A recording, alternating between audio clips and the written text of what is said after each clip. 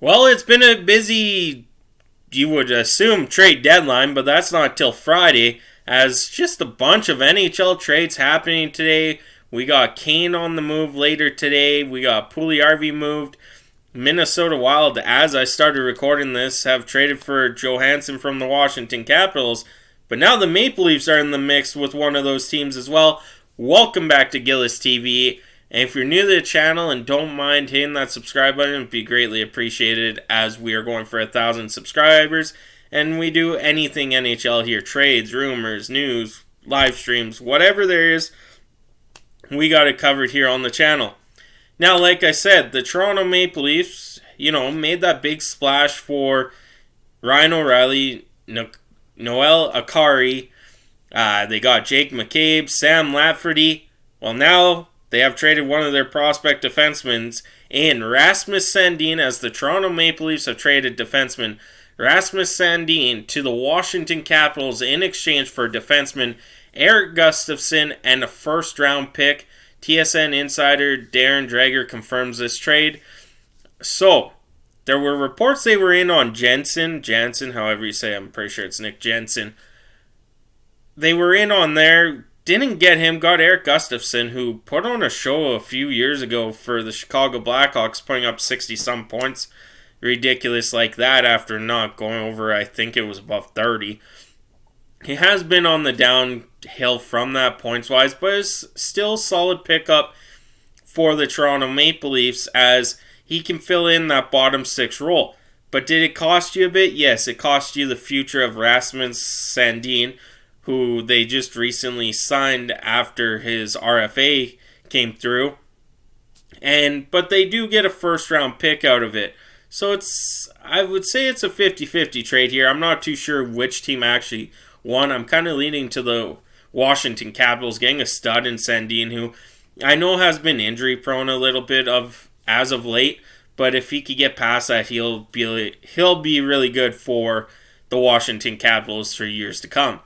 Sandin is 22, appeared in 52 games for the Leafs this season, scoring 4 goals and adding 16 assists in 17:59 ice time a night.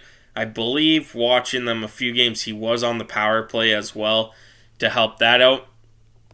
A native of Uppsala, Sweden, Sandin was originally taken with the 29th overall pick in the 2018 NHL draft.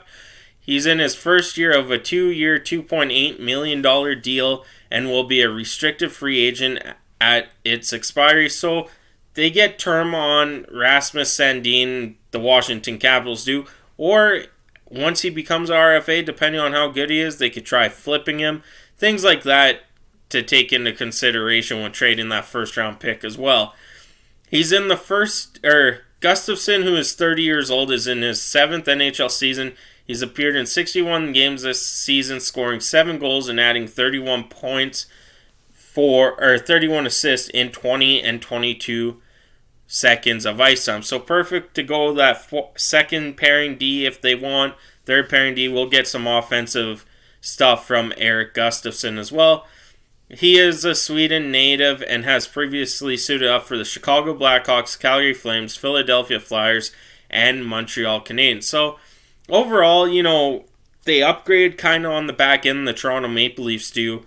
Going a bit older, get a first-round pick, a guy who's starting to find his offensive game as of late the last couple of years. And for the Washington Capitals, they get a defenseman that can actually turn into something after trading Orlov. Now Gustafsson, Nick Jensen seems to be on his way out as well. This is to keep on going for years on out for the Washington Capitals, and with Johansson getting traded just as I started recording this video, the Capitals have been a busy team as of the last week. Keep an eye out. Maybe there's a possibility teams might call about TJ Oshie. I have brought that up to a couple sports YouTubers, and they said it could be a possibility that TJ Oshie could be one of the next guys shipped out for Washington. It's unlikely, but if the right trade's there, I see Washington pulling the deal for TJ Oshie. But that is it for me today. Thank you guys so much for tuning in. I'll catch you on the next one.